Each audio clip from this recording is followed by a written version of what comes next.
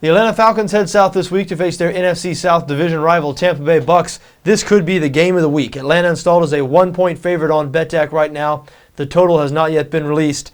Atlanta, of course, 9-1, tied with Houston for the best record in the NFL. But Tampa has been as hot as any team in the league. They've won 5 out of the last 6. They're now 6-4 on the year.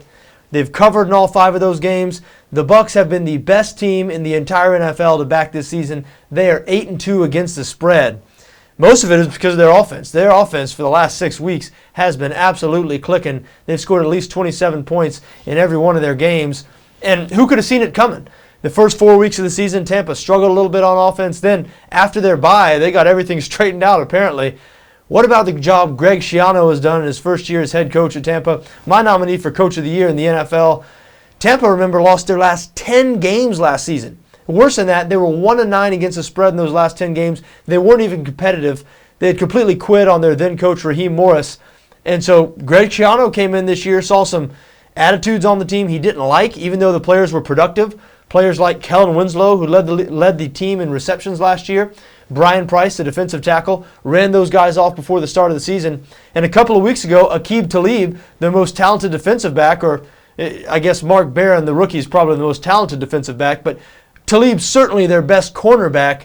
They shipped him off to New England. Now, the Bucs are last in the NFL in pass defense, 32nd. They give up 312 passing yards per game. So you might say, how can you afford to give up your best cornerback? Well, from the way Schiano seems to see it, he wasn't buying into Schiano's program. He wasn't the type of guy Schiano wanted to have around. So he figures better off without you. And so far, it has really worked out.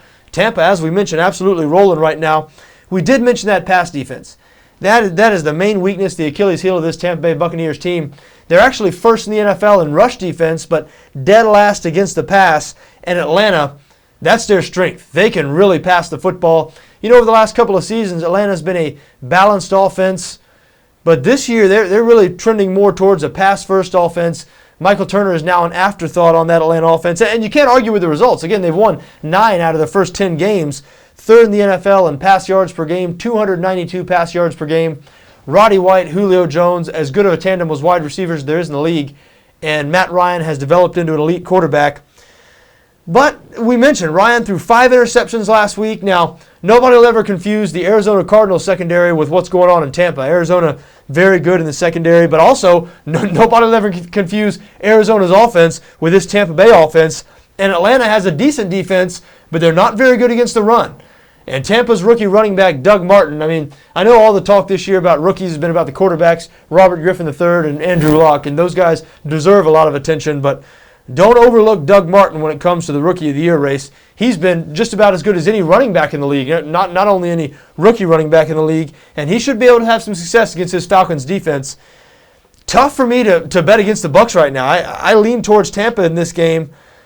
Listen, Atlanta, even though they're 9-1, they've struggled their last few games. We mentioned that narrow win over Arizona last week. Matt Ryan throwing 5 interceptions. Lost in New Orleans the week before that. Struggled against Dallas the week before that. And Tampa, even though they really have trouble on defense in the secondary, and I do expect Atlanta to score some points in this game, Tampa's been so good on offense recently, and they've been so good in general. There just seems to be a positive vibe going on in that team right now. I look for them to beat Atlanta on Sunday. But a bet you might want to take a hard look at here is the over. The total has not yet been released on BETDAQ. Out in Las Vegas, the total's hovered around 50. I expect it to be in that neighborhood on BETDAQ. And we mentioned how explosive the Bucs have been on offense recently. We mentioned how bad the Bucs are in the secondary and how good Atlanta's passing offense is. And the trends here certainly point towards the over. The over is 7-0 in Tampa's last 7 games and 5-0 in Atlanta's last 5 division games, in Atlanta's last 5 NFC South games. So trends point towards the over. Certainly wouldn't be surprised if the total here went over something like 50. So I lean towards the Bucs in this game, and I lean towards the over, whatever that over might be, assuming the over on BETDAQ is around 50. Best of luck to you in this game and whatever you decide to do.